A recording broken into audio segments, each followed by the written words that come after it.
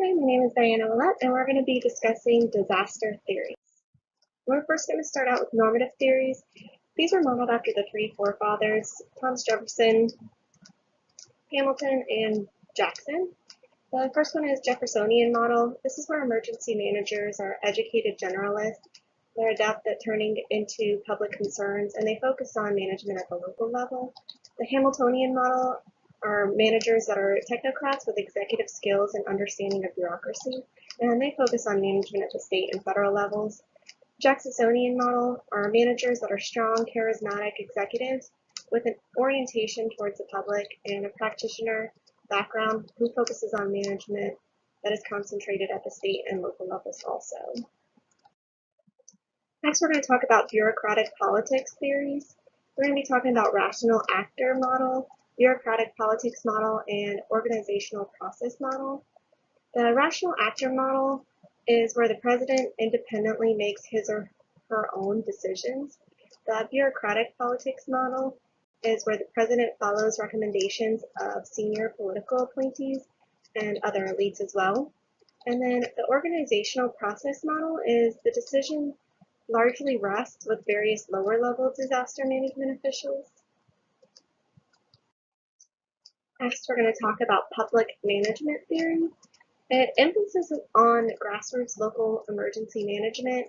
It also emphasizes the 4 phases of emergency management planning, and they contract out services, which is really useful, and they follow the best practices, and they use a lot of cooperative partnerships. So they work together with a lot of different agencies and a lot of different people, including volunteers, and anybody that really shows up to help. It's a well-rounded because it incorporates so many critical aspects to the emergency planning management. The best practice approach produces knowledge by observing field experience and then creating applicable principles. This relies heavily on experience and what has worked and what's not worked, but there are better methods that can produce better results than this approach.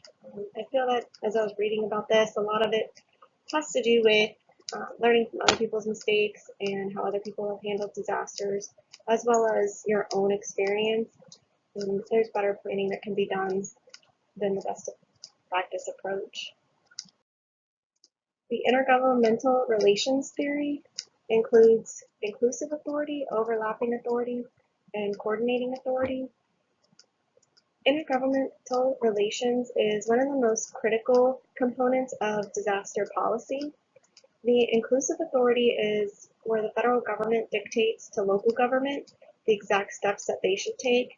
The overlapping authority is substantial areas of governmental operations that involve national, state, and local governments simultaneously.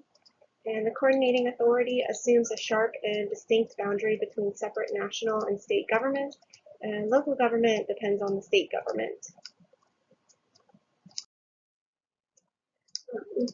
So each of these has its own benefits and usefulness. Emergency managers should become knowledgeable in each theory, and they should learn from each. And they should really have a good understanding of what each theory offers to them and how they can use it towards their emergency planning.